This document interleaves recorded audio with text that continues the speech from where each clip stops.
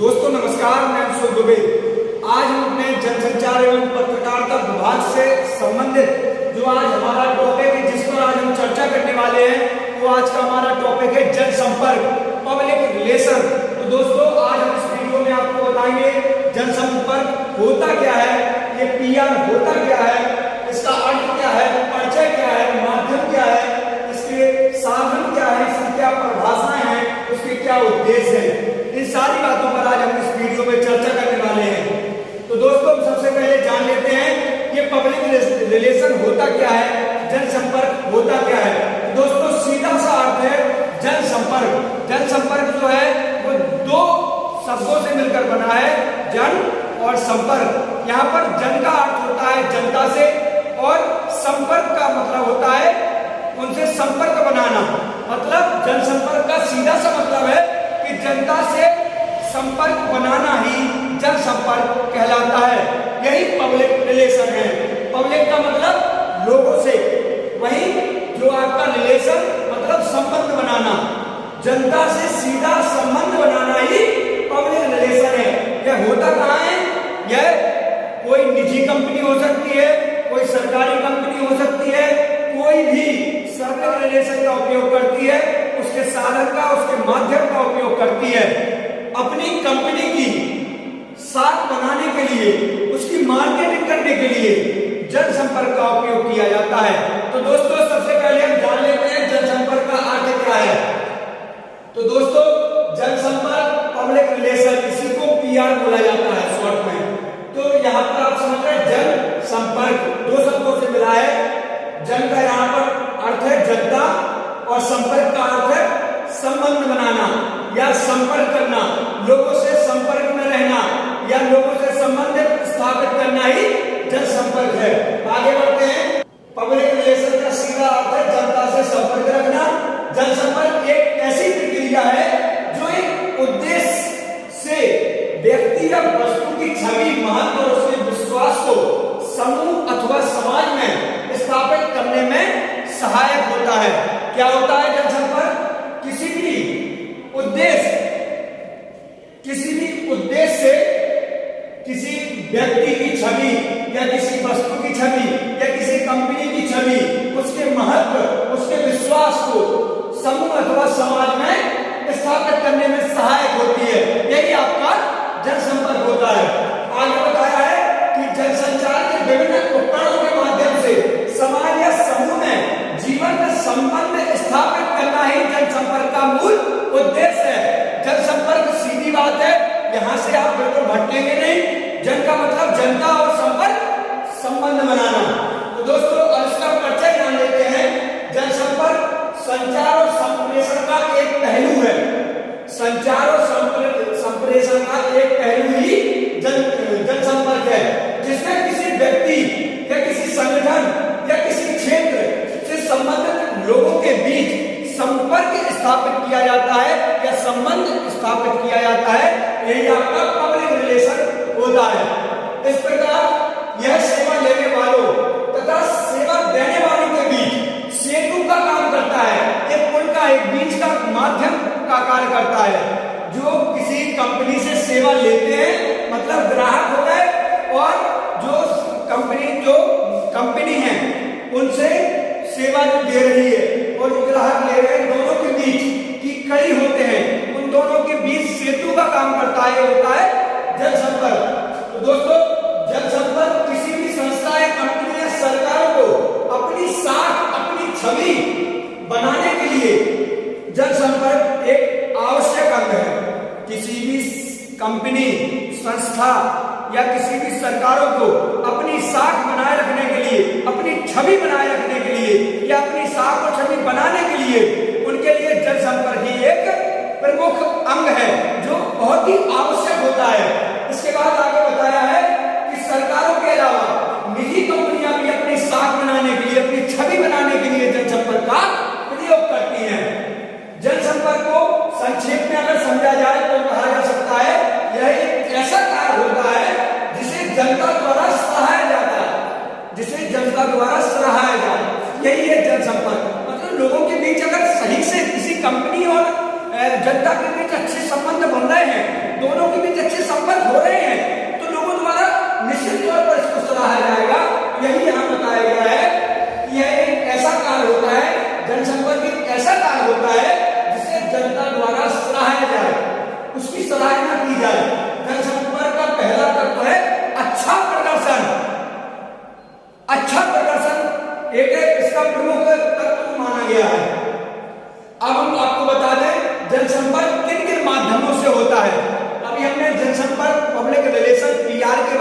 अच्छे से पढ़ा।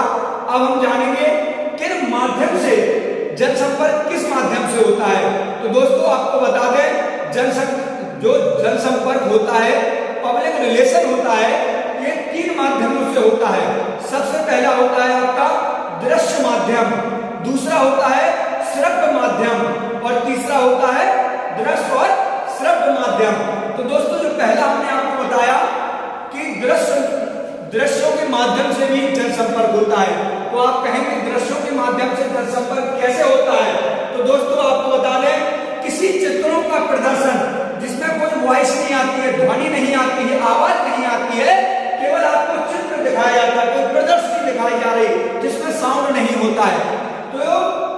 तो या फिर आप किसी मुद्रित माध्यम से, जैसे आप अखबार पढ़ते हैं तो ये दृश्य माध्यम में देखते हैं, या कोई प्रदर्शनी चल रही है, स्लाइड चल रही है, उस पर कोई ध्वनि नहीं आ रही है, उस पर कोई आवाज नहीं आ रही है, उसका कोई साउंड नहीं आ रहा है, तो ये कौन सा माध्यम हो गया आपका दृश्य माध्यम।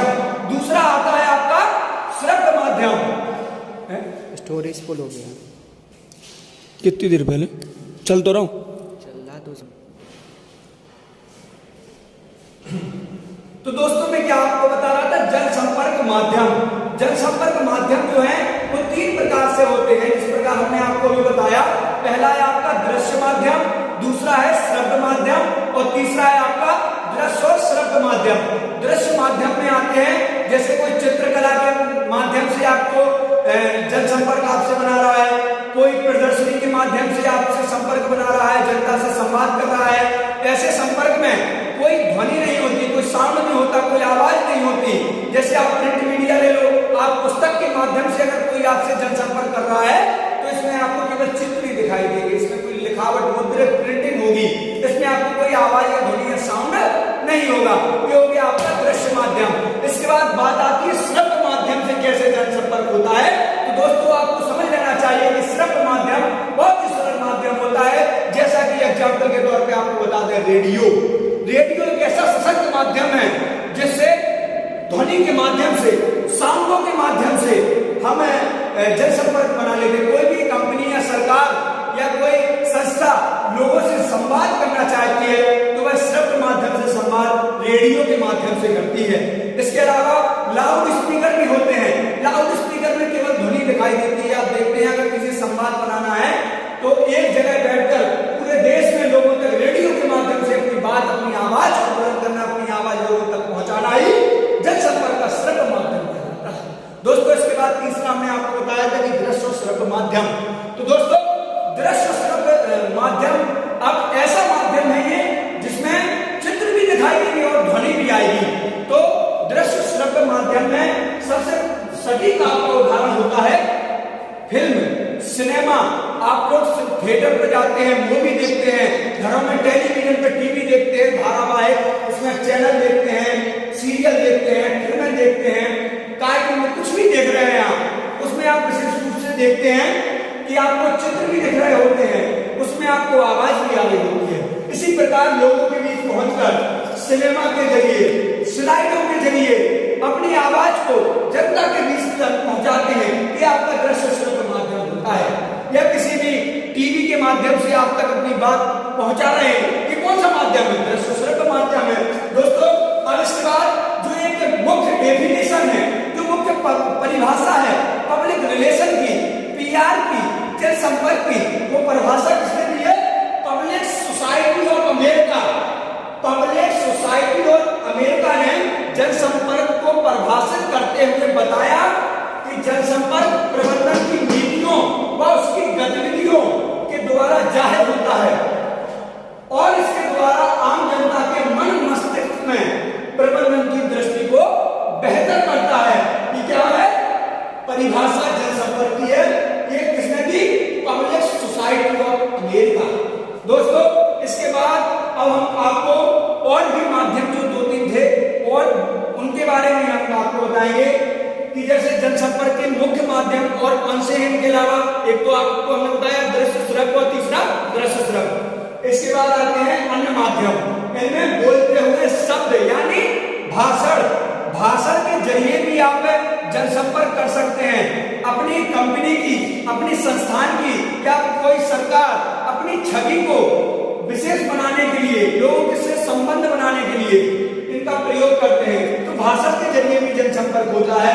प्रेस कॉन्फ्रेंस के जरिए मीडिया को बुलाकर प्रेस कॉन्फ्रेंस की जाती है। तो प्रेस कॉन्फ्रेंस के जरिए भी यहाँ पर जनसंपर्क होता है। ये जनसंपर्क के साधन है। एक भाषण हो गया, प्रेस कॉन्फ्रेंस हो गई, और जनसंचार के साधन जैसे कि टीवी, रेडियो भी हम आपको बता रहे थे। इसके बाद है जनसंचार के साधन के बाद आता है प्रचार सामग्री।